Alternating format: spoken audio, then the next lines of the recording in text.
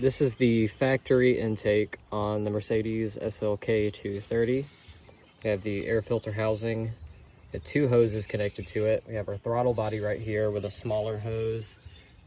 It goes down to the supercharger, and then a larger hose with no throttle body on it that also goes down to the supercharger. So the engine breathes naturally through here, and then when the supercharger kicks in and it needs to pull more air, it's able to pull it from the larger hose from the air box. So with the factory air filter housing out of the way, we can get an idea of how we can modify this intake and why you might want to do something like that. But first, it's really important to understand how the factory intake works, especially on a boosted engine like this. So the end of this tubing mates up with the grill to receive fresh air from outside of the car. It goes into the box through the filter and then is able to come out of both of these holes. Now this throttle body is wide open. Now at idle, this allows the engine to breathe naturally.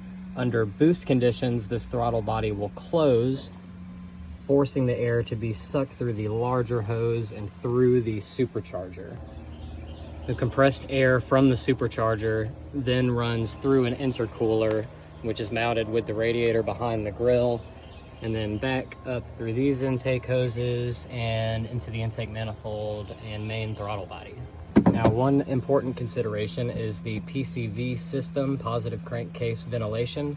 That is this tube that runs off of the valve cover and comes into the air box. So one thing that this intake setup does really well is get cold air from outside of the engine bay into the intake system without allowing hot air from the engine bay inside. Now, with its plastic construction and this square paper filter, it also acts as a sort of sound deadening. So even at high RPMs driving this car, you cannot really hear the supercharger working.